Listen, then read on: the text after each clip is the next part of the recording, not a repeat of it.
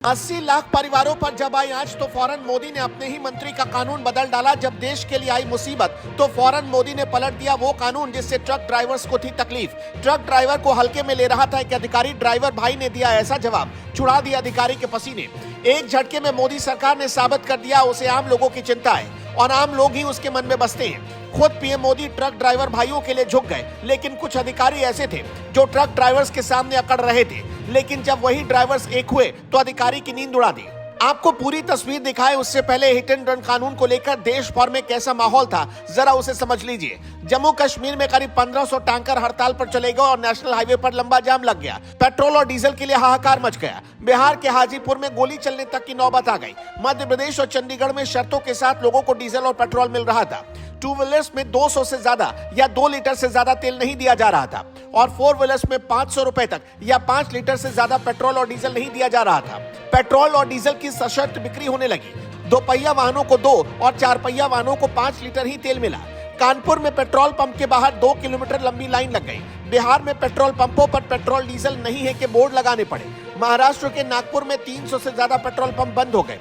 पंजाब में 30% petrol pump खाली हो गए। छत्तीसगढ़ में बाइक में 1 लीटर से ज्यादा पेट्रोल नहीं मिल रहा था, जिसके बाद लोगों ने हंगामा शुरू कर दिया।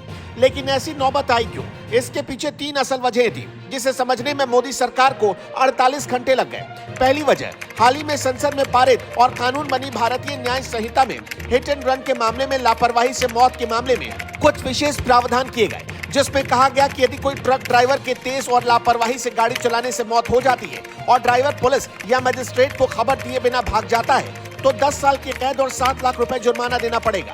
दूसरी वजह, आईपीसी की धारा 279 यानी लापरवाही से गाड़ी चलाने के मामले में ड्राइवर की पहचान के बाद 304A यानी कि लापरवाही से मौत के मामले में और 338 यानी जान जोखिम में डालना। अभी तक किसी हादसे के बाद इन्हीं धाराओं में ट्रक ड्राइवर्स के खिलाफ केस दर्ज होते थे, जिनमें 2 साल की सजा का प्रावधान था, जिसे बढ़ाकर 10 साल और 7 लाख रुपए जुर्माना कर दिया गया।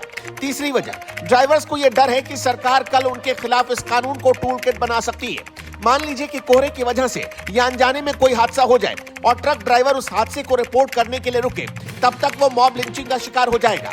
ऐसे में रिपोर्ट करना तो दूर, जान पर बात बनाएगी। भारत में 95 लाख से ज्यादा ट्रक हर साल 100 अरब किलोमीटर से ज्यादा की दूरी तय करते हैं। देश में 80 लाख से ज्यादा ट्रक ड्राइवर हैं, जो हर दिन जरूरत का सामान एक शहर से दूसरे शहर ट्रांसपोर्ट करते हैं। हड़ताल के कारण इतनी बड़ी संख्या में ट्रकों के रुकने से जरूरी चीजों की किल्लत हो गई।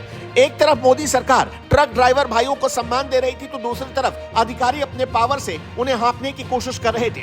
ट्रक ड्राइवर्स ने जब हड़ताल की तो अधिकारियों को लगा कि ये तो कुछ भी नहीं है, इन्हें 2-4 बार डांट देंगे तो अपने आप हड़ताल खत्म कर देंगे। लेकिन ट्रक ड्राइवर के पावर को देखकर अधिकारी के भी पसीने छूट गए। दरअसल मध्य प्रदेश के शाजापुर में ट्रक ड्राइवर और कलेक्टर किशोर कान्याल के बीच बैठक चल रही थी। कलेक्टर बोल पड़े कि कोई भी कानून अपने हाथ में नहीं लेगा, लेकिन उनके बोलने का अंदाज धमकाने वाला था।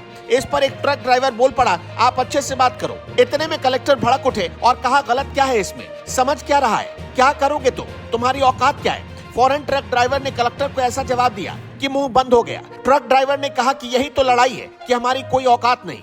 ये वीडियो देखकर आपको भी अंदाजा लग जाएगा कि अपने रौब से ट्रक ड्राइवर को हाँकने की कोशिश करने वाले अधिकारी की एक ट्रक ड्राइवर ने कैसे बोलती बंद करवा दी, तो अधिकारी गुस्से से लाल हो गए। खैर, आप इस वीडियो पर क्या कहना चाहेंगे, अपना जवाब हमें कमेंट बॉक्स में जरूर बताइएगा।